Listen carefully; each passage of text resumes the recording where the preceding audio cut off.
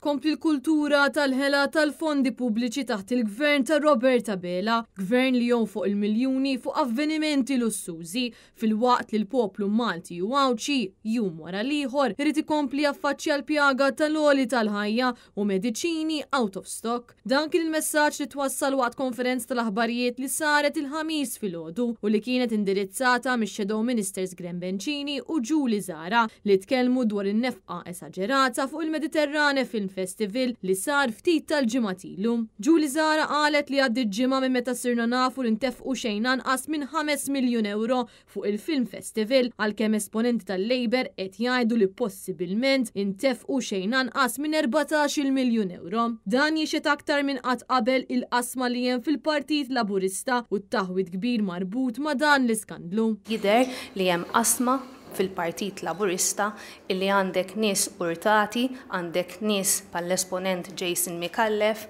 illi qal ukoll illi b'dawk il-5 miljuni min jaf kemm setaw isiru ħafna iktar affarijiet fih dan l-industrija kreattiva tal-arti f'pajjiżna.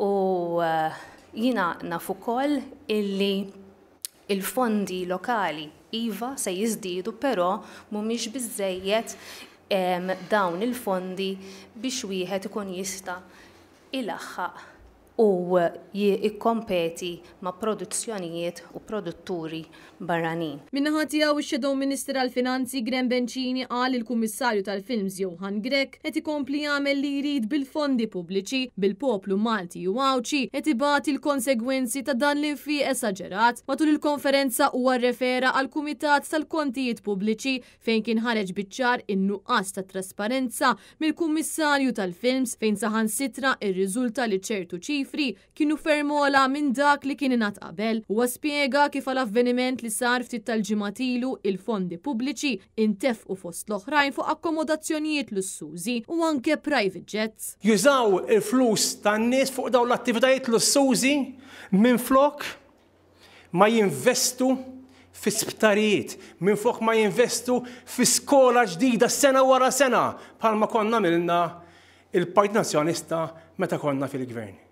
Minflok jonfqu l-flus tal-poplu biex jgħinu l-poplu jġildu l-oli tal-ħajja, Robert Abela flimkien ma' Johan Grech jonfqu miljuni ta' euro minn fondi pubbliċi fuq avveniment lussuża għal 1000 ruħ. Daw huma l-prioritajiet tal-Gvern Laburista. Il-kellima sostnew li l-Partit Nazzjonalista se jkompli jkun il-vuċi tal-produtturi u l-artisti lokali fil-waqt li se jkomplu jappellaw għal kontabilta u trasparenza brabta mal-industrija tal-films.